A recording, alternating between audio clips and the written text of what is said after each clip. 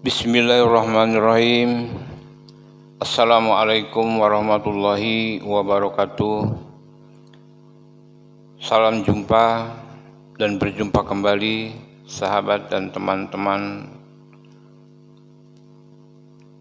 yang saya hormati dan saya banggakan. Mudah-mudahan kita semua selalu dalam lindungan Allah Subhanahu wa taala. Amin ya rabbal alamin. Sahabat Konsep Kehidupan Channel di mana saja berada, pada kali ini saya akan menyampaikan sebuah rekaman pengajian dengan penceramah Gus Abbas Buntet, di mana dalam kesempatan ini Kiai Haji Gus Abbas ini akan menjelaskan permasalahan nasab dan kondisi Islam di Nusantara sejak datang sampai saat ini. Sebagaimana beliau menjelaskan dengan jelas dan bijaksana dari awal sampai akhir, dan apa tujuannya, dan punya tujuan apa, untuk apa, dan harus bagaimana kita sebagai sesama muslim. Dan untuk itu kita harus selalu meningkatkan ukhuwah Islamiyah, harus selalu saling menjaga dan menanamkan rasa kasih sayang sesama muslim. Kita menjaga ukhuwah Islamiyah dengan baik, dengan persaudaraan muslim, dan kita jaga demi keutuhan Islam dan NKRI.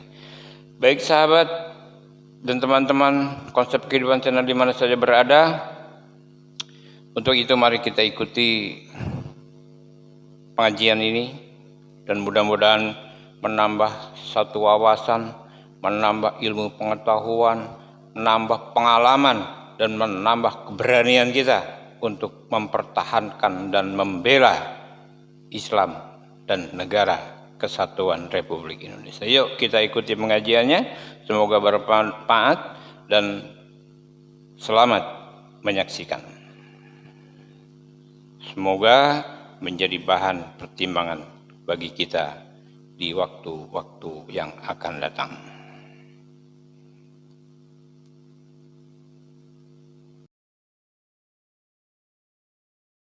Fakta yang sudah ditemukan bahwasannya pembelokan sejarah, penundukan yang dilakukan oleh orang-orang ya selama ini ingkang wonten dumateng Indonesia, penyelewengan data-data sejarah, bahkan doktrinasi atas nama agama yang tidak benar yang diterima dan korbannya kebanyakan orang-orang NU niki kebetulan dilakukan oleh kaum Ba'alwi, oknum habaib sing ora bener.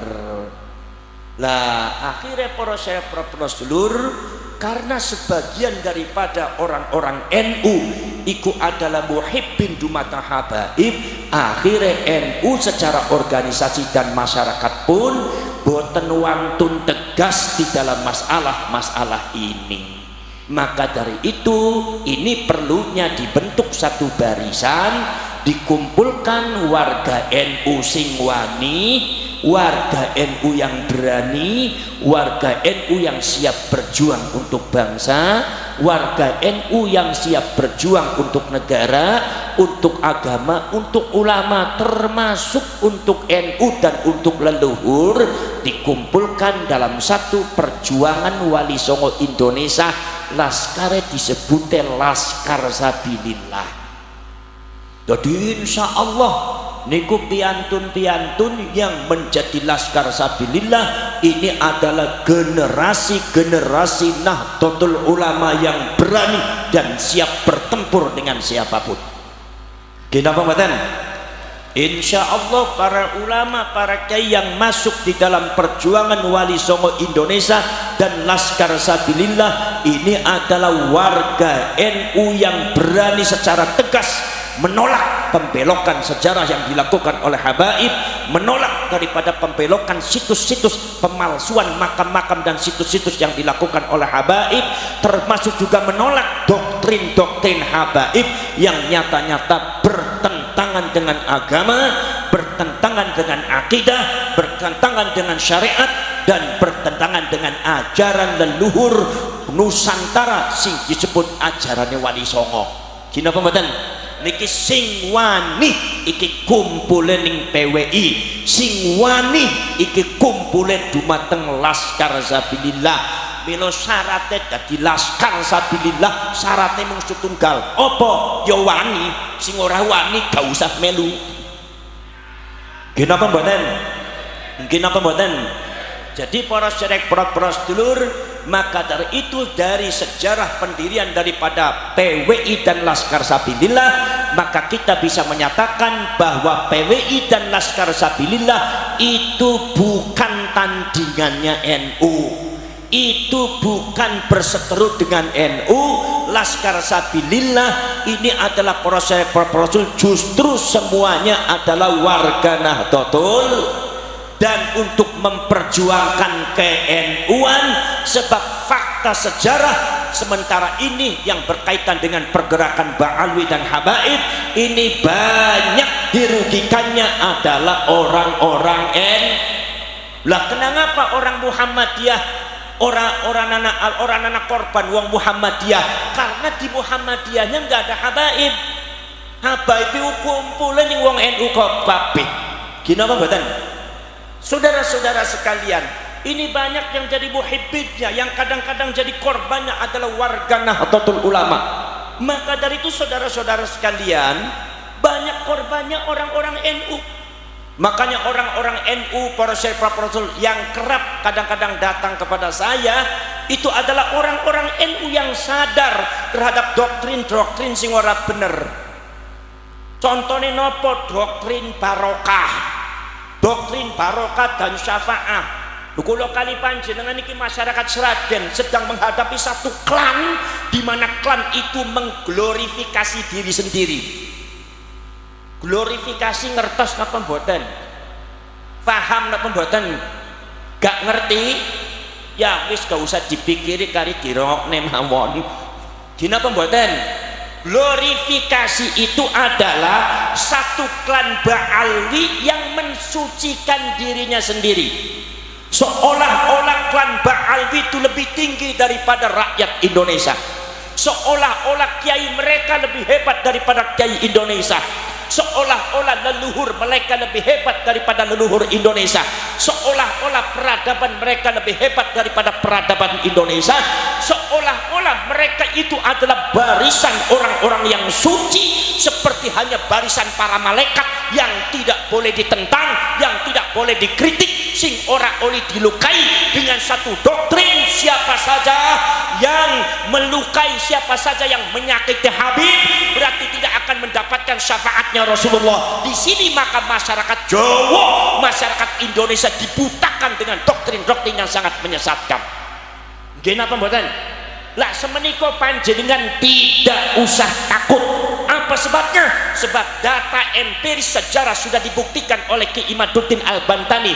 Bukan sekedar Ki Imaduddin Al-Bantani saja, tetapi juga para ulama zaman dahulu, termasuk Syarif Aunur Rafiq, seorang raja abad ke-13, Raja Hijaz, itu sudah menyatakan bahwa kaum Ba'alwi sing disebut mari wong sagene Habib itu bukan cucunya Rasulullah, nasabnya nasab palsu.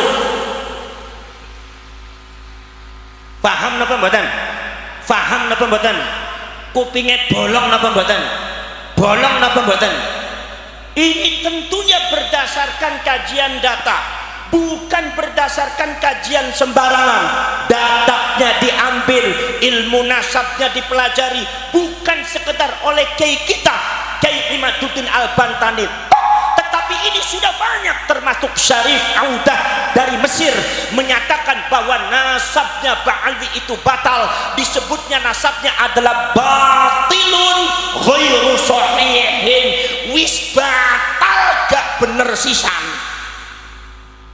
Banyak pencangkokan nasab, banyak orang-orang yang disebutkan di dalam nasabnya diduga itu adalah tidak ada jeluntrungnya, jare bahasa intelektuale ahistoris, ning jeluntunge gak ono.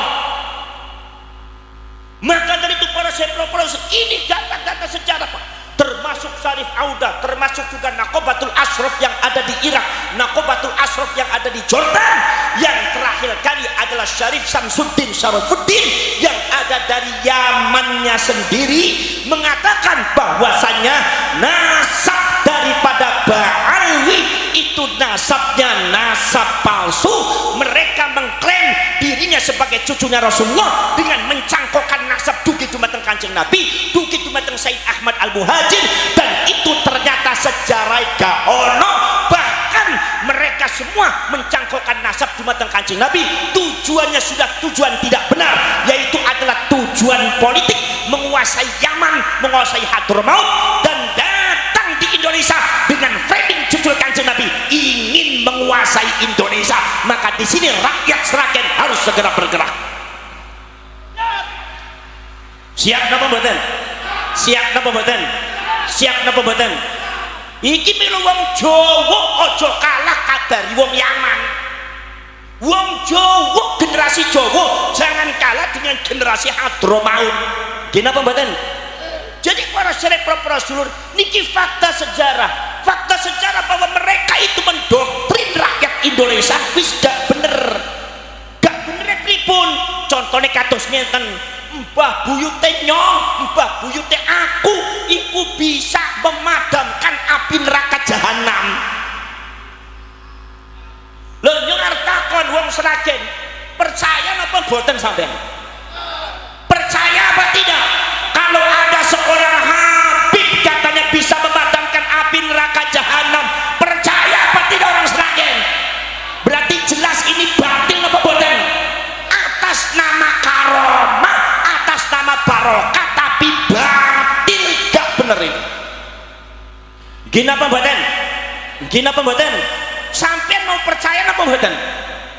Para syarif, para sedulur sedaya bawon, ada lagi sekarang sudah merebut daripada peran kewalian, seolah-olah Al-Faqih Al-Muqaddam yang disebut Habib Muhammad Ali Ba'alwi niku para syarif sing disebut Faqih Muqaddam itu katanya lebih hebat daripada Syekh Abdul Qadir Al-Jailani.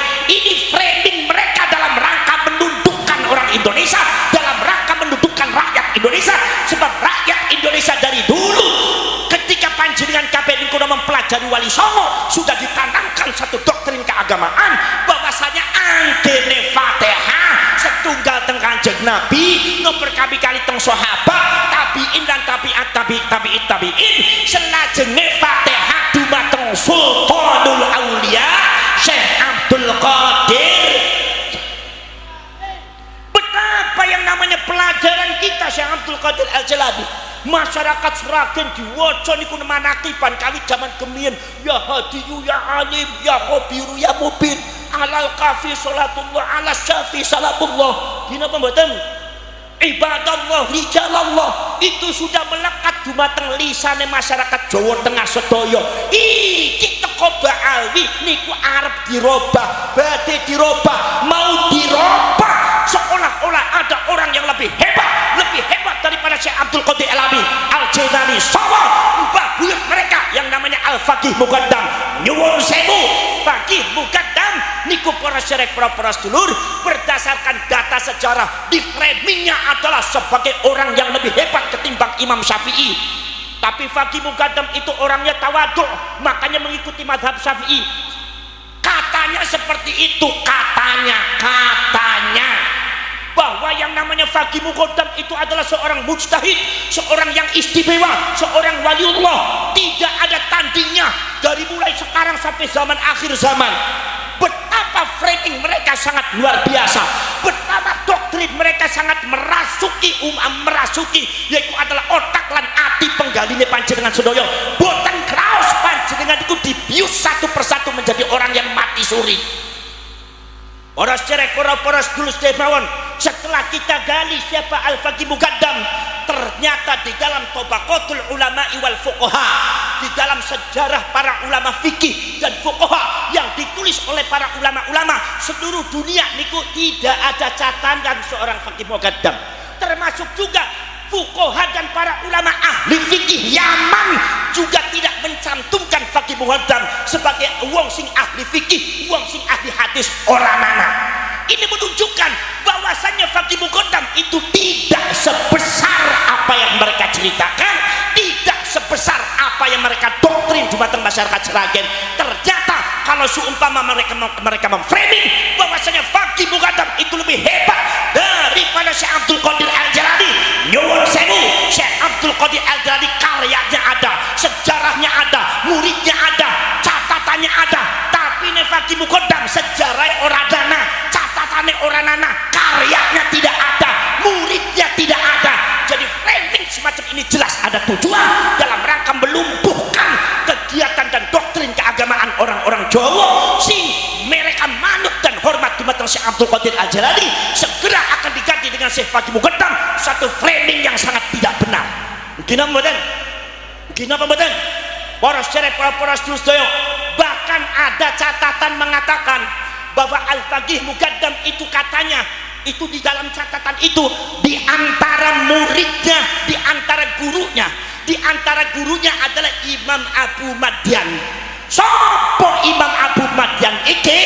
Imam Abu Madyan, kalau memang betul catatan sejarah faqih muqaddam adalah muridnya Imam Abu Madyan, masyarakat Sragen harus tahu bahwa Abu Madyan adalah muridnya Syekh Abdul Qadir Al-Jalani. Syekh Abdul Qadir Al-Jalani punya murid Abu Madyan. Abu Madyan punya murid Maulana, yaitu adalah Imam Muhammad Harazim. Imam Muhammad Harazim punya murid namanya Imam Muhammad Saleh. Imam Muhammad Saleh punya murid namanya Imam Abdul Hasan Ali bin Abdullah Asy-Syadzili, sing kagungan tarekat Syadziliyah. Imam Abdul Hasan Asy-Syadzili kada murid di antara si Imam Abdul Abbas Al-Mursi. Abdul Abbas Al-Mursi kada murid di antara Ibnu Athaillah As-Sakandari, sing kagungan kitab Syarhul Hikam. Syarhul Hikam niku dipun nadhemaken dhumateng Bayi Muslih Meranggen, mursid tarekat Qadiriyah Wanaksabandia saka Semarang. Nggih napa mboten? Para sedherek para sedulur sedaya mawon, kalau seandainya memang catatan itu benar bahwa faqih muqaddam itu adalah murid daripada Abu Madyan, Abu Madyan yang murid Syekh Abdul Qadir Al-Jalani, berarti faqih muqaddam pernah ngalap barokah dumateng murid Syekh Abdul Qadir Al-Jalani. Jadi kalau ada oknum Habib mensejajarkan faqih muqaddam dengan Syekh Abdul Qadir Al-Jalani, ini yang disebut oleh orang Sragen su'ul adab, orang benar itu. Dina apa benar? Paham dan paham? Paham dan pemboten? Lagi para sedherek para rasul, ini yang harus tahu masyarakat Sragen. Para sedherek para sedulur sedaya mawon, di antaranya adalah doktrinnya apa? Kalau membenci Habib tidak akan masuk surga. Kalau membenci Habib tidak dapat syafaatnya Rasulullah. Ini doktrin yang menyesatkan. Tidak ada kaitannya syafaat dengan habaib dan ba'ali. Jadi masyarakat Sragen gak usah takut kehilangan syafaat karena tidak mencintai habaib. Gina mboten? Faham dan faham? Sebab apa para rasul? Kalau mereka menyitir ayat Al-Quran bahwa Gusti Allah Ta'ala ingin mensucikan Ahlul Bait, sampean ngerti bahwa Ahlul Bait di dalam Al-Quran dimaknai oleh Habib adalah Habib. Ini adalah penyelewengan makna gak bener. Yang dimaksud Ahlul Bait itu bukan habaib, sebab habaib itu bukan cucunya Rasulullah. Nek bukan cucunya Rasulullah, napa malih Ahlul Bait? Paham nggih? Jadi wong Sragen saiki wis gak usah takut. Gitu? Gak usah takut anggene seumpama wonten kamu kalau tidak mencari habaib berarti tidak akan dapat syafaatnya Rasulullah. Itu gak usah takut. Nek seumpama ngeyel kampleng siji-siji wong kaya kowe. Apa kowe? Nggih napa mboten, Bu? Nggih napa mboten? Oh, para sedherek para sedulur sedaya mawon. Ada lagi para sedherek para rasul. Mbah mereka itu katanya bisa mi'raj ning Gusti Allah Ta'ala 70 kali. Sampean harus paham, Kanjeng Nabi selama hidup mi'rajnya cuma sekali. Mbah mereka ngapusi niki. Ngapusi napa goroh niki? Leres napa mboten sing kados ngoten? Masya Allah, ada malih, ada lagi yang mengatakan bahwa Al-Habib ini adalah bisa ngatur malaikat Israel. Malaikat Israel diatur nih Habib. Ini sejak kapan ceritanya muncul? Saya mau tanya, para ulama wali Seragen ini sih bisa ngatur malaikat Israel siapa? Lagi ono Habib Jirono terus saya bisa ngatur malaikat Israel. Ngedabrus napa mboten? Panjenengane percaya napa mboten? Percaya napa mboten? Nang gene ketemu bari aku ora percaya, mau ketemu bari Habib ya percaya sampean. Wong gulune masyarakat Seragen susah wis bodol. Nganggut-manggut ngono manggut-manggut terus. Para syarif para sedulur. Ono cerita Al-Imam Abu Abdillah Muhammad bin Ismail Al-Bukhari. Imam Bukhari menceritakan satu cerita di mana riwayat ini juga diriwayatkan oleh Imam Tabrani, mengatakan nanti pada waktu akhir zaman di hari akhirat itu nanti Rasulullah itu diberitahu oleh Imam Malik, apa diberitahu oleh malaikat Malik, ya Rasulullah, untuk napa malaikat Malik, umat panjenengan masih ada yang tersisa di neraka jahanam, cuma satu. Kanjeng Nabi kaget, rasa disamper bledek. Buka sing ngantuk niki. Ngantuk napa mboten, Bu? Ngantuk napa mboten? Nek ngaos kali kula ngantuk boten napa-napa. Tilem ki boten napa-napa. Sampai sak mangke nek bar pengajian masih ngantuk, mripate masih merem terus, gak usah digugat, digotong mawon teng kuburan sebelah mriku, beres niku. Para syarif para sedulur, Kanjeng Nabi dipun aturi dumateng malaikat Malik, ya Rasulullah, umat panjenengan niku taksi wonten dumateng neraka. Kanjeng Nabi rasa disamper bled. Masya Allah, Kanjeng Nabi nangis, ya Allah, sing leres niku malaikat Malik. Leres pinten setunggal. Kanjeng Nabi niku dumateng umat eman sayang luar biasa. Akhirnya Kanjeng Nabi ngendika, ya Malik, ya Zabaniyah, wahai Malik, wahai Zabaniyah, malaikat Zabaniyah, malaikat Malik, penjaga neraka, tolong keluarkan umat saya dari neraka jahanam. Tolong umat saya diantarkan kembali di timbangan amal, supaya nanti amal baiknya akan saya duduk sendiri, supaya amal baiknya lebih berat daripada amal buruknya. Kanjeng Nabi meminta kepada malaikat Malik supaya umatnya Rasulullah dikembalikan ke timbangan amalnya, dan Kanjeng Nabi akan duduk di amal baiknya, sehingga amal baiknya umatnya lebih berat daripada amal buruknya. Apa jawabnya malaikat? Kata jawabnya malaikat, ya Rasulullah, kalau cuma itu yang merintah panjenengan, nyuwun sewu, saya tidak bisa melakukan. Loh, kenapa? Sebab kami malaikat adalah yaf'aluna ma yu'marun, melakukan sesuatu apabila diperintah oleh Allah. Kalau itu bukan perintah Allah, kami tidak bisa melaksanakan. Kalau itu hanya perintah panjenengan. Akhirnya akhirnya Kanjeng Nabi matur dumateng Gusti Allah, nangis dumateng Gusti Allah, sujud dumateng Gusti Allah. Akhirnya Gusti Allah merintahkan malaikat, kue umat Muhammad ambil segera ditaruh di timbangan amal, biar nanti Kanjeng Nabi Muhammad nanti akan duduk di amal baiknya, sehingga lebih berat daripada amal baiknya, dan segera dimasukkan di dalam surga. Artinya apa? Ketika malaikat Malik diminta oleh Rasulullah untuk ngambil umatnya, malaikat Malik menolak. Kenapa? Karena yang perintah adalah Rasulullah, bukan Allah. Ini menunjukkan dari hadis ini, Kanjeng Nabi saja tidak bisa ngatur malaikat. Loh, iki ono Habib Seragen bisa ngatur malaikat, saka ndi ya? Ngedabrus napa mboten? Ngedabrus napa mboten? Le panjenengan percaya bre panjenengan mangke gadah torekot anyar, napa torekot ngedabrus iya? Nggih napa mboten? Lah iki para syarif para sedulur, ini berdasarkan fakta sejarah. Kalau seumpama kula kali panjenengan kabeh para sedulur meluruskan sejarah di tanah Jawa itu sejak zamannya Belanda sudah dibelokkan. Bahkan saya mendengar saudara-saudara sekalian bahwa babat tanah Jawa pun itu atas dasar perintah Belanda, sehingga banyak cerita-cerita yang tidak benar, termasuk cerita tentang masalah sejarah Amangkurat I yang katanya itu membunuh 5.000 ulama yang suka kepada istrinya orang. Itu saudara-saudara, ini adalah cerita Belanda dalam rangka menunjukkan, memframing negatif, membuat asumsi yang negatif terhadap tokoh-tokoh Indonesia. Untung Amangkurat I begitu meninggal dunia Allah membuktikan jasadnya baunya wangi. Begitu dikubur, digali tanahnya wangi, sekitarnya bau wangi, yang menyaksikan bukan 1-2 orang, ribuan orang menyaksikan sampai 41 malam bau wangi.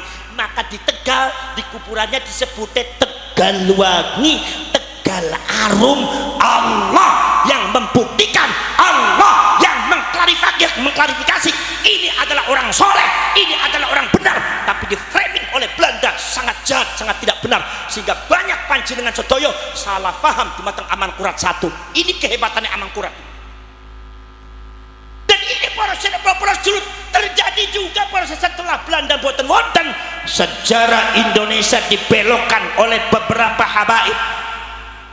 Katanya Indonesia tanpa habaib tidak bisa merdeka.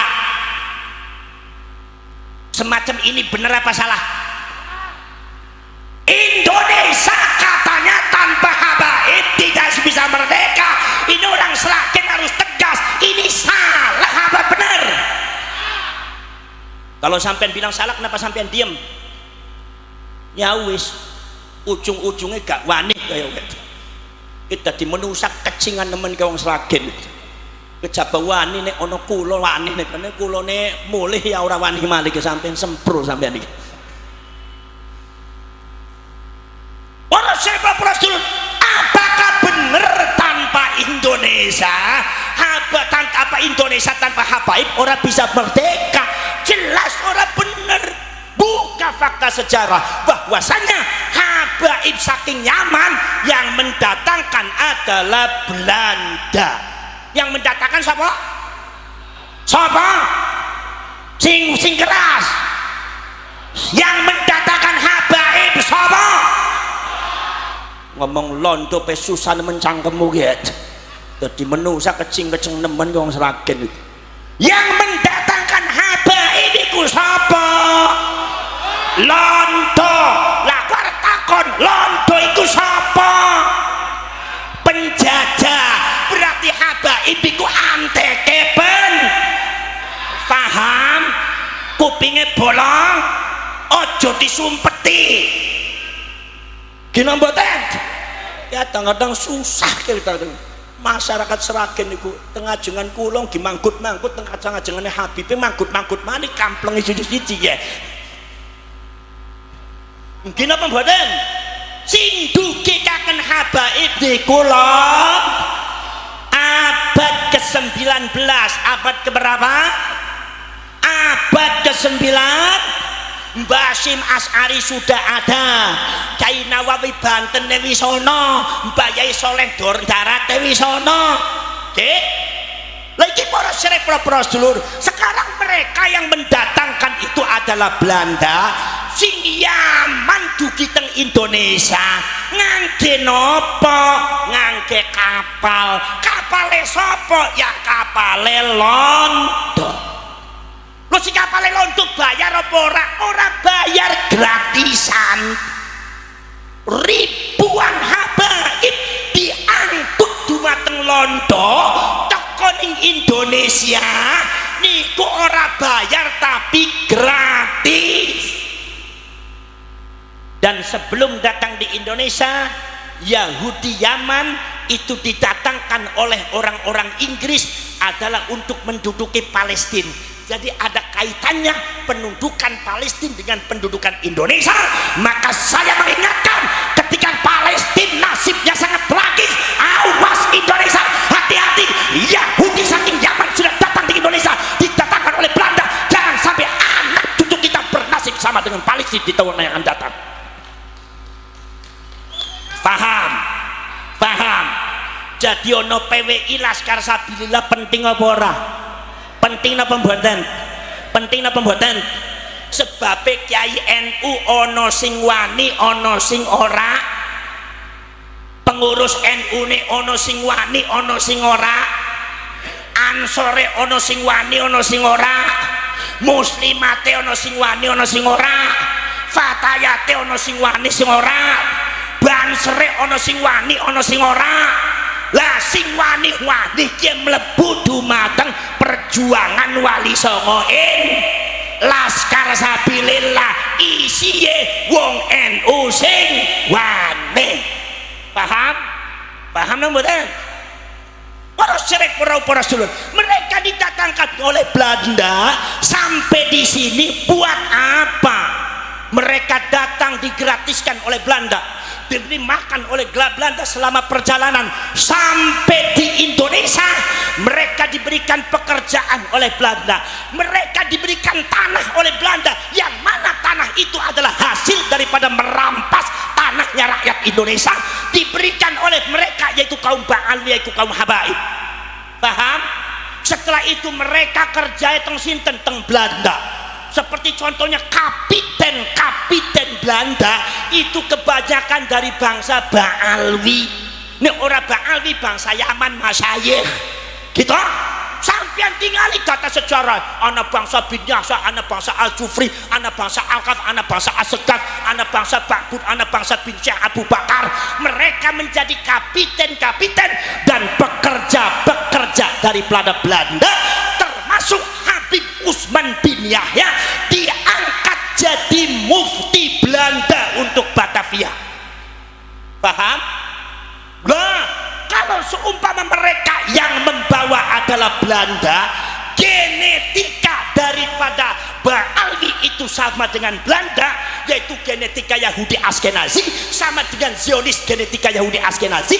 Datang di Indonesia dijamin oleh Belanda, dikasih tanah oleh Belanda, dikasih pekerjaan oleh Belanda, dikasih penghidupan oleh Belanda. Kira-kira zamannya Belanda Habaib bela Indonesia apa bela Londo? Bela Indonesia apa bela Londo? Ngomongnya sing keras, bela Indonesia apa bela Londo? Awas sih, aja sampai cangkemmu rubah ge. Rangkum rubah tak sewek sisan ning aku ge. Gini apa mboten? Londo apa bela Londo apa bela Indonesia? Bela Londo. Buktinya apa? Buka catatan sejarah. Beberapa di antara orang yang mengatasnamakan perjuangan Indonesia, beberapa Habib di antaranya ada Habib Abdurrahman Al-Masyhur yang ada di Aceh berkhianat di dalam perjuangan meminta upeti kepada Londo, akhirnya melacung dumateng Timur Tengah dengan gaji yang sangat besar. Itu berkhianat terhadap perjuangan masyarakat Aceh. Termasuk juga Usman bin Yahya, mufti yang diangkat mufti oleh Belanda, kerap kali memberikan fatwa melemahkan perjuangan pada waktu itu. Perjuangan kemerdekaan Indonesia dipimpin oleh ulama-ulama Torekoh, Mbah Yai Asnawi Kudus gitu, Mbah Yai Nawawi Banten, Syekh Ahmad Khatib bin Abdul Latif sing ana ning Minangkabau, Syekh Burhanuddin Asumatrani Sumatera Barat, ingkang wonten dumateng Aceh Syekh Abdul Rauf As-Singkil Aceh, ngantos dugi dumateng Surabaya, para lora-lora padan bujuk-bujuk ingkang wonten dumateng Madura niku seluruhnya Toreko Satoria, Toreko Qadiriyah, Toreko Naksabandiyah, Toreko Qadiriyah Naksabandiyah, Toreko Junaidiyah, Toreko Khalwadiyah, Toreko Sadiliyah, Toreko Tajidaniyah. Iki para serebro Rasul, semua yang menggerakkan perjuangan rakyat Indonesia untuk melawan Belanda, itu adalah ulama Toreko. Maka ketika Belanda menghadapi perlawanan, yaitu adalah ulama-ulama Toreko yang sangat luar biasa, dengan pucuknya bomnya ada pada waktu perang Diponegoro 1825, di mana Diponegoro itu juga termasuk pengamal Torekot, ulama Torekot. Maka ini Belanda harus melumpuhkan ulama Torekot. Bagaimana cara? caranya meminta kepada Habib Utsman bin Yahya untuk untuk mengeluarkan fatwa. Maka dikeluarkan fatwa dalam rangka mengendorkan perjuangan rakyat Indonesia, dalam rangka menghancurkan benteng rakyat Indonesia, dalam rangka menjauhkan rakyat Indonesia dengan para ulama. Apa fatwane adalah terus Habib Utsman bin Yahya mengatakan ulama toreko yang ada di Indonesia adalah sesat, itu jalannya setan dan iblis. Paham? Akhirnya sampai geger Cilegon terjadi, sampai geger sampai isi wonten Jogja, sampai geger wonten dumateng Surabaya Madura, sampai wonten dumateng Aceh Maluku. Napa sebabnya? Ulama toreko dianggap sesat oleh orang-orang Belanda yang mendukung Belanda, muhibbinnya Belanda, dan termasuk muhibbin Ba'alwi Habaib ketika itu. Akhirnya ngejar ulama toreko se-Indonesia. Ulama toreko banyak yang dibantai, banyak yang dibunuh, banyak korbannya ribuan ulama toreko. Itu fatwanya Habib Utsman bin Yahya membunuh banyak ulama toreko. Nih kayak gue berarti nih kayak Habib Utsman bin Yahya niku bela Indonesia apa bela Londo apa Indonesia? Si ono Habib sing ngomong kayak gue anggene orang anak Habib Indonesia tidak merdeka, sing model kayak kampleng cangkeme sisan. Wani apa ora? Takoni jawabe gak tegas nemen yang ragen. Dina mboten? Jelas ora bener, dina mboten? Para sedherek para sedulur. Jadi para sedherek para sedulur, kami bergerak, rakyat Indonesia bergerak, rawe-rawe rantas ijo royo, yaitu adalah malang-malang putung. Panjenengan rapatkan barisan, kemudian rapatkan barisan, segera derap daripada langkah kita disamakan. Ayo kalau kali panjenengan bentuk Laskar Sabilillah PWI seluruh Indonesia dari Sabang sampai Merauke untuk membentengi kita semua dari doktrin perlawanan terhadap orang-orang Ba'alwi sing ora bener iki. Paham napa mboten? Para sedherek, para sedulur, sampean kudu ngerti kejadian Indonesia tahun sekarang itu sama dengan kejadian Palestina tahun 45. Sampean ngerti pada waktu tahun 20 sampai tahun 46 terjadi eksodus besar-besaran, eksodus paham napa mboten? Gak paham meneh, susah ngomong kali wong Sragen iki gak paham terus.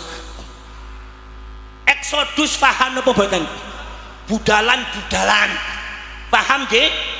Tiang-tiang niki saking Eropa itu diangkut dengan kapal-kapal Jerman mampir di Palestina, di pelabuhan Haifa. Setelah turun ternyata isinya kapal itu ratusan kapal. Ternyata kapal itu isinya adalah orang-orang yang lusuh, tampangannya lusuh, orangnya kurus-kurus. Ternyata mereka adalah bangsa Yahudi Askenazi, di mana yang di Eropanya diusir, di Jerman dibunuh oleh Hitler, yang lainnya nggak diterima. Masyarakat Eropa tidak menerima Yahudi Askenazi, suruh keluar dari bangsanya, suruh keluar dari negaranya. Maka akhirnya semua Yahudi Askenazi itu banyak yang keluar mampir di Palestina tahun 1945, dari mulai tahun 1920. Tambah kata. Pada waktu pertama kali datang, ribuan orang datang menggelar spanduk. Spanduknya langsung dibentangkan. Apa spanduknya isinya adalah, wahai orang Palestina, kami di Eropa diusir, kami di Jerman dibantai, maka wahai masyarakat Palestina, jangan pupuskan harapan kami untuk menerima kami. Nyuwun sewu, masyarakat Palestina ku persis kaya wong Jawa. Jawa nek Arab niku Palestina. Anggah ungguhe mboten sekecuane penggaline niku sae. Akhirnya mereka diterima. Begitu sudah diterima, tambah banyak. Akhirnya ratusan ribu orang berdiam di Palestina. Masyarakat Eropa sudah mengingatkan, wahai masyarakat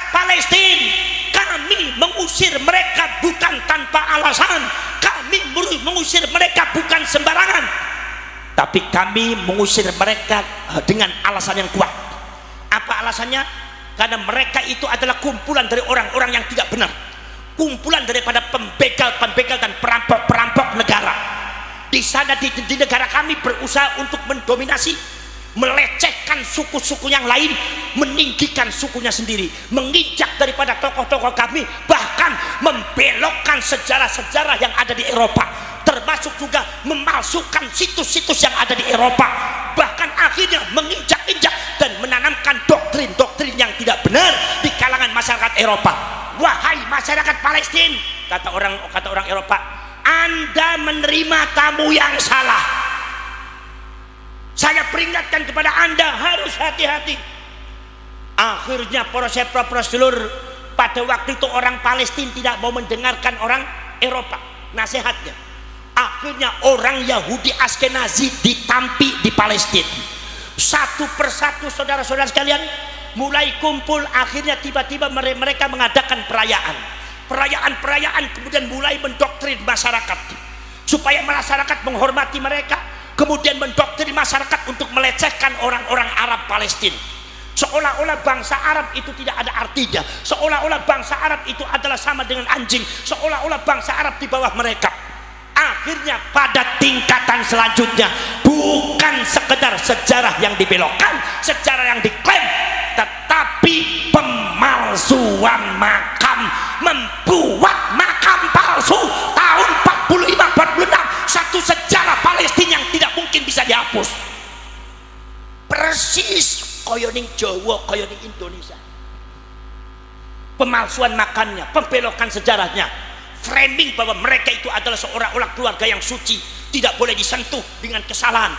Saudara-saudara sekalian, akhirnya tiba-tiba mereka mengklaim daerah, bahwasanya daerah ini adalah daerahnya mbah kami, buktinya ada kuburannya.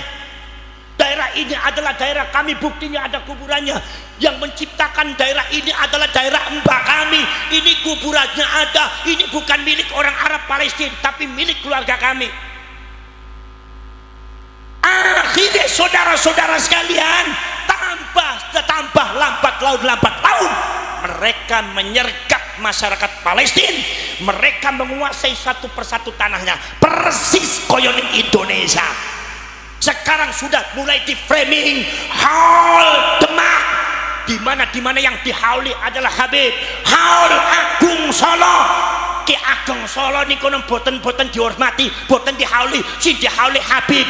Haul Agung Kudus niku Sunan Kudus niku boten disebut Haul Agung, ni isian niku haul Habib. Wonten madi Haul Agung Malang, sudah mulai diklaim satu persatu milik mereka, sehingga ada seorang Habib yang mengatakan bahwa Jawa adalah bintu Tarim, Jawa adalah anaknya Tarim. Bahkan ada satu isu yang beredar, itu nggak tahu benar atau tidak, tetapi kita harus hati-hati sebagai rakyat Indonesia. Apa? Mereka bergabung dengan HTI, ingin menguasai Indonesia atas nama Khilafah Islamiyah, tetapi sebetulnya para habaib dan para ba'alwi yang mereka tuju bukan Khilafah Islamiyah, tapi negara Indonesia Tarim. Yaitu negara Tarim Indonesia. Sampean siap berjuang untuk bangsa? Siap napa mboten? Tanah direbut ning kono rela napa mboten? Ridho napa mboten? Jangan sampai anak cucu sampean bernasib sama dengan Palestina. Ini data real. Para syarif, para sedulur sedaya mawon, itu saudara-saudara sekalian. Maka dari itu para syarif, para sedulur sedaya mawon, akhirnya kemudian dalam rangka melumpuhkan masyarakat Palestina, melumpuhkan ekonomi politik dan pos-pos strategis yang ada di Palestina, maka orang Zionis, orang Yahudi Askenazi mencari seseorang yang agamanya Islam, yang pinter moco kitab, sing pinter Al-Quran, apal Quran, agamanya Islam tapi genetika bangsa Yahudi Askenazi. Carinya di mana? Nyarinya ya di Yaman, Hadramaut, sebab Hadramaut itu tempatnya orang Yahudi. Makanya zamannya Rasulullah, Hadramaut itu masih belum termasuk Yaman. zamannya Rasulullah, Hadramaut dan Tarim daerahnya Habib itu masih belum termasuk Yaman. Hadramaut dengan Tarim dimasukkan ke Yaman itu abad ke-19. Jadi kalau Kanjeng Nabi donga muga-muga Gusti Allah barokah ke Yaman, artinya bukan Hadramaut, karena zamannya Rasulullah Hadramaut dan Tarim bukan Yaman. Jadi Ki Habib aja kok dalil kaya kowe, ora bener ya. Paham? Dihapusi terus ya. Gina apa mboten? Para syarif para sedulur-sedulur bangun niku akhirnya diambillah orang yang namanya Syekh Fadil Abdullah. Syekh Fadil Abdullah itu orang Yaman, genetika Yahudi, apal Quran, wonge pinter, alim, hatinya pinter, didatangkan oleh orang Zionis, agama Islam tapi fanatisme Zionisnya, fanatisme daripada Yahudinya lebih hebat daripada agamanya. Begitu didatangkan di Palestina, sedikit-sedikit itu namanya Syekh Fadil Abdullah mempengaruhi masyarakat, ngajar di masjid-masjid, ngajar tafsir, ngajar hadis, ngajar kitab-kitab. Begitu akhirnya muridnya tambah banyak sampai ribuan orang. Itu Syekh Fadil sampai disebut oleh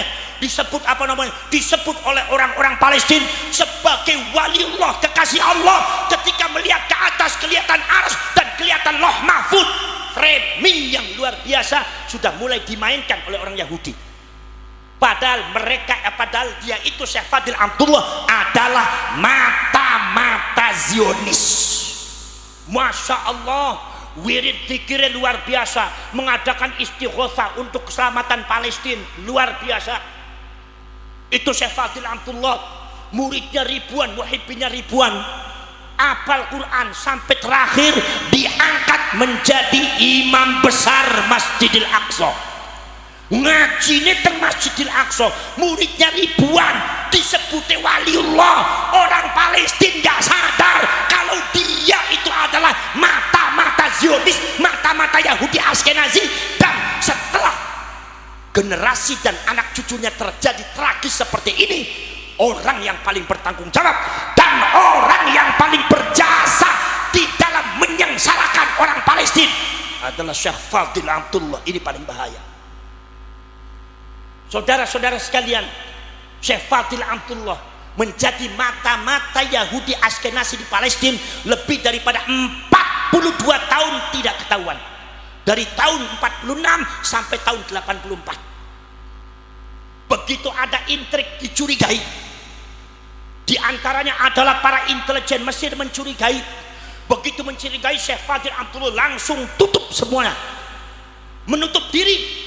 Dia langsung mengadakan pendekatan di kalangan militer, di kalangan kepolisian, sampai diangkat menjadi penasehat khusus militer dan kepolisian yang ada di Palestina dan ada di Mesir. Ini cerita mereka. Akhirnya mereka tidak tahu lagi siapa itu Syekh Fadil. Itu hebatnya Syekh Fadil Abdullah, bagaimana mengkamuflasekan dirinya sebagai pejuang. Di saat ceramah dia bicara Palestina, nasionalisme Palestina. Mari kita mujahidin fisabilillah, kita dukung, kita usir orang Yahudi. Mari kita bela, kita doakan kepada para mujahidin yang ada di Palestina supaya orang Yahudi diusir oleh Allah. Kalau bicara nasionalismenya setinggi langit, orang Palestina semua buta, dari barat sampai timur, dari utara sampai selatan, buta menganggap bahwasanya Syekh Fadil Abdullah adalah simbol daripada perjuangan rakyat Palestina. Ternyata beliau itu adalah orang yang paling berjasa menyengsarakan rakyat Palestina. Ya, melongone sampean ke melongo ngerti napa melongo keder sampean? Wong seragen melongo gawe keder aku sing delok. Keder napa keder? Keder napa keder? Lapor sare prosedur. Allah Maha tahu. Allah Maha hebat. Wa makaru wa makarallah wallahu khairul makirin. Mereka bisa berbuat makar, makrul lail, telenge wengi, wong mengendap-endap, semua orang tidak tahu, tapi Gusti Allah Maha tahu. Allah buka semuanya, dan pada akhirnya tahun 84 ketahuan ternyata dia adalah mata-mata Yahudi Askenazi. Sejak tahun 46 dah ketahuan Akhirnya begitu ketahuan, akhirnya dia dihukum gantung dan pakai ditembak mati oleh tentara Palestina. Tapi misinya Syekh Fadil Amdullah sudah selesai. Misinya Syekh Fadil Amdullah sudah berhasil. Dengan jasanya Syekh Fadil Amdullah, maka orang Yahudi Zionis mampu menguasai ekonomi Palestina, mampu menguasai politik Palestina, mampu menguasai militer dan kepolisian Palestina, mampu menguasai sosial Palestina. Akhirnya Palestina disergap, akhirnya dianggap Palestina itu adalah ujung-ujungnya Palestina adalah negara kami, daerah kami, tanah kami, bukan tanahnya orang Palestina. Sejak itu terjadi pengusiran masyarakat Palestina sampai detik ini, genosida orang Palestina sengsara mau dihabisi di Gaza. Siapa yang sempat? Saya tanya, apakah kalian mau Indonesia seperti itu? Jawab. Apakah kalian mau Indonesia seperti itu? Jawab. Mau apa tidak? Bergerak apa bukan? Lawan apa lawan? Jangan diam saja wahai orang Indonesia. Itu sangat berbahaya sekali. Poros cerek poros setulus teknomen niku. Jadi berdasarkan data, perjuangan kita ini adalah perjuangan yang hak, perjuangan data poros cerek poros dulur. Kemudian ono sing ngomong, Gus, kira-kira ngadepi kados ngeten saged menang napa mboten? Insyaallah menang. Insyaallah Laskar Sabilillah di masa yang akan datang insyaallah menang lan kudu Bang sampean bentuk itu pasukannya diperbanyak di Sragen, tidak usah itu kata-kata ribuan, jutaan yang kira-kira itu semua dimasukkan. Gimana mboten? Poros dulur panjenengan ngerti tahun 45 pada waktu Indonesia ngelawan sekutu, saya tanya Indonesia punya apa? Bambu runcing lawan bom atom, menang apa ora? Sekali kalau secara logika mereka punya bom atom, mereka punya bedil senjata, sementara sampai bambu runcing, kira-kira secara logika menang apa mboten? Kalah. Bambu runcing mboten saged ancel peluru mancel terus. Kalau ada semua orang bawa bambu runcing kemudian jidatnya sudah kena peluru mboten saged urip, Pak. Bambu runcingnya langsung jatuh. Tapi dalam sejarah Indonesia menang apa kalah? Al-Imam Ahmad An-Naqsyabandi, seorang ulama besar mazhab Thariqah Naqsyabandiyah, di dalam kitabnya Jami'ul Usul fil Awliyah sampai di buku Thariqah Naqsyabandiyah, An-Naqsh wal Band, An-Naqsh wal Band, Imam Bahauddin An-Naqsh wal Band, An-Naqsh wal Band ngukir asmane Gusti Allah wal Band nutup ati saka sak liyane Gusti Allah. Hanya untuk Allah hatinya. An-Naqsh wal Band minut terus masyarakat Sragen, Imam Bahauddin An-Naqsh wal Bandiyah disebutnya Naqsyabandiyah. Ngendika bahwasanya Gusti Allah maringi dumateng Kanjeng Nabi adalah khususiyatun nubuwah, keistimewaan kenabian. Dari keistimewaan kenabian itu muncul apa yang disebut dengan Jauharatun Nubuwah, mutiara kenabian. Dari Jauharatun Nubuwah itu muncul di situ adalah at-ta'alimul ilahiyah, pelajaran-pelajaran langsung saka Gusti Allah. Mila para nabi para rasul gak belajar pinter dewek. Nomor selanjutnya al-khirqatus syarifatus sufiyah, yaitu adalah keluar biasaan sing disebute mukjizat. Nomor kaping 3 napa medal napa sing disebut nusratum minallah, pertolongan saka Gusti.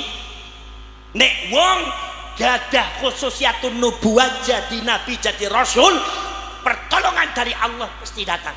Artinya nabi rasul gak ene sing kalah menang kabeh, sebab nabi rasul kudu menang. Makanya sepanjang perjalanan Nabi dengan Rasul menang. Nabi Ibrahim ngelawan nopo? Nabi Ibrahim itu ngelawan nopo? Ngelawan Namrud menang. Nabi Dawud yang menang, ngelawan Bakti Nasr yang menang.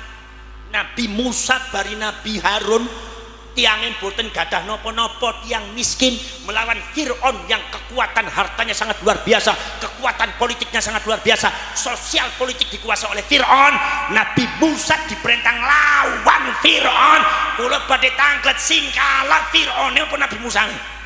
Fir'aun kalah sebab nopo? Sebab perkara sing hak iki ning Injile wonten Gusti Kanjeng Nabi niku menang terus nglawan nglawan musuh ning perang Uhud menang, ning perang Badar menang, ning perang Hunain menang, ning Khaibar menang, nganti ning perang Sejen menang sedaya. Napa sebab Gusti Allah ngendika ya Muhammad tawajjah haitsu syi'ta fa innaka mansur teng welikat kana te wonten khatabun nubuwah kira matep mendi Muhammad sesungguhnya kamu orang yang pasti dibela dan pasti ditolong ngadepi sapa bae kowe menang.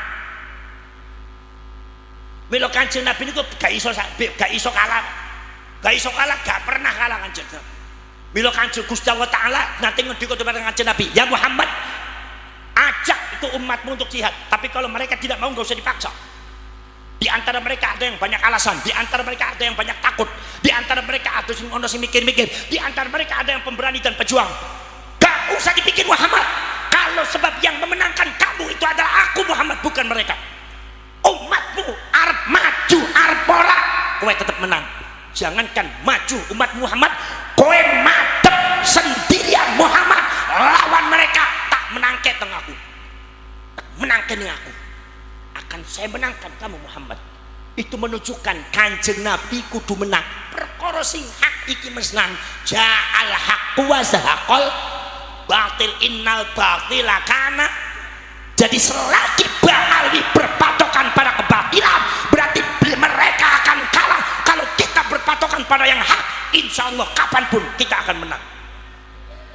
Bila dibuktikan pada waktu zamannya sapa? Dina pembuatan zamannya sapa? Zamannya menapa Basim As'ari 45 melawan sekutu Belanda. Sing menang sapa? Sing menang sapa? Wa idza akhadha Allahu mitsaqan nabiyyin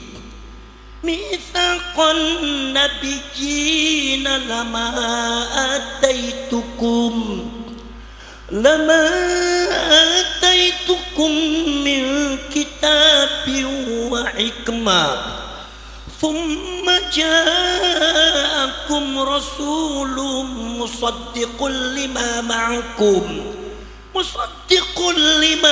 ma'akum latu'minun nabihi wa latansurunnah. Janji Allah wa latansurunnah, memerintahkan seluruh umat manusia supaya nolong Kanjeng Nabi. Nusratu minallah. Mila subhanallah bapak tuai sampean ngadepi londo niku modale napa? Modal nekat gitu. Nek londone sekutu kali Inggris bercampur, Amerika Jerman bercampur, pesawate bome bedil, bapak tuane sampean senjatane napa? Diparingi dumateng kyaine napa? Solawatan. Sholat. Basim As'ari ngendika menurunkan resolusi jihad. Mbak Abbas ya tampil, ya ayyuhan nadhiyun wahai wa ya ayyuhal mu'minun wal mu'minat infiru khifafan wa thiqalan wajahidu bi amwalikum wa anfusikum fi sabilillah. Rawe-rawe rantas ijo raya-raya, rapatkan barisan sing-singkan lengan baju. Lantas sekutu Inggris dari Amerika, Jerman, Belanda kumpul di Surabaya untuk melawan kita. Mari kita sing-singkan lengan baju seadanya di bawah panci para ulama, di bawah ridho Allah dan pertolongan Allah, lawan mereka demi untuk bangsa. Membela bangsa itu bagian daripada agama. Masya Allah, bapak tuan sampean menyiapkan pasukan soko Surabaya. Siaplah, maju jalan.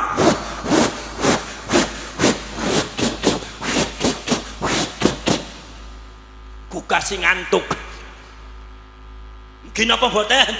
Masya Allah, kabeh niku senjata napa? Solawat. Anak fairun lil huda war rasyad, unadi syabab al jihad ubidul khana wal hawa wal fasad wa amdi ilallahi min duni zat siwa taqwa rabbil yaumil ma'ad, siwa taqwa rabbil yaumil ma'ad. Aku pejuang agama dan bangsa, aku pejuang bentengnya ulama, aku pejuang Nahdlatul Ulama, ku panggil pemuda-pemudi bersama. Tegakkan keadilan kebenaran, mohonlah selalu ampunan Tuhan, mohonlah selalu ampunan Tuhan. Wah, solawatan kabeh dramben saka Sragen metu. Wah, grim kotokan kodang grim kotokan kodang grim kodang grim kotokan kodang niku. Dramben Sragen gini apa mboten? Alhamdulillah, di atas payung Allah, di atas bendera kebenaran, iku para ulama NU santri nu kono nglawan sekutu kalah. Profesor Dr. Sunugroho mencatat dengan tinta emas, sekutu niku pasukan yang enggak pernah kalah. Lawan Itali di Libya, Italinya mundur. Ngelawan Inggris di India, Inggrisnya hancur. Ngelawan Inggris di Malaysia, Inggrisnya hancur. Ngelawan Jerman, Jermannya hancur. Ngelawan Portugis, Portugisnya hancur. Ngelawan Belanda, Belandanya hancur. Ini sekutu kumpul semua. Amerika, Inggris, Jerman, Belanda, Portugis, semuanya kumpul melawan barisan para ulama. Tapi mereka kalah bertekuk lutut di kaum sarungan. Milo sampean kabeh akan memperjuangkan sesuatu, jangan sampean takut, jangan sampean mundur, pantang mundur sekali. Ini kono langkah sudah melangkah, gak usah mundur, gak usah wedi. Bela tanah air, bela negara, bela bangsa, bela leluhur. Kalau ada macam-macam daripada kaum Ba'alwi sing macam-macam mempersekusi ulama atau orang-orang Indonesia, rakyat Indonesia, sampean siap membela napa mboten? Siap membela napa mboten? Siap membela napa mboten? Jangan sampai seumpama para dulur mereka berani merubah situs-situs sejarah Indonesia, berani merubah sejarah, membelokkan sejarah Indonesia. Kalau mereka melakukan kezaliman semacam itu, maka kita lawan apa lawan? Kita lawan apa lawan? Lawan apa lawan? Jangan sampai anak cucu kita di masa yang akan datang nasibnya sama dengan Pales. Na'udzubillah min. Maka segera dibentuk di Jawa Tengah. Nanti adakan gerakan se-Jawa Tengah. Kibarkan bendera Wali Songo, kibarkan bendera Laskar Sabila di pojok-pojok desa, di pojok-pojok kampung. Adakan pergerakan rakyat Indonesia untuk membela bangsa dan leluhur sejarah. Siapapun orangnya, apakah habaib atau Ba'alwi, siapapun yang berani-berani untuk merusak Indonesia, baik sejarah atau sumpah menzolimi rakyat Indonesia, baik orang biasa atau kiainya, maka kita semua Laskar Sabilillah wajib membela, wajib bergerak lawan mereka semua. Karena nek orang dilawan, mereka akan menginjak, dan pada akhirnya mereka akan menguasai kita, dan pada akhirnya mereka akan memperbudak kita. Na'udzubillah min. Na'udzubillah min. Bismillahirrahmanirrahim. Alhamdulillahirabbil alamin. Hamdan syakirin, hamdan na'imin, hamdan yuwafi ni'amahu wa yukafi mazidah. Rabbana walakal hamdu kama yanbaghi li jalali wajhikal karim wa 'azimi sultanik. Allahumma salli salatan tujiruna biha minan nar wa tudkhiluna bihal jannata ma'al abrar ya aziz ya ghaffar ya rabbal alamin. Allahumma tub 'alaina qabla al-maut warhamna 'inda al-maut wa la tu'adzibna ba'da al-maut ya khaliqal maut wa ya sami'as saut.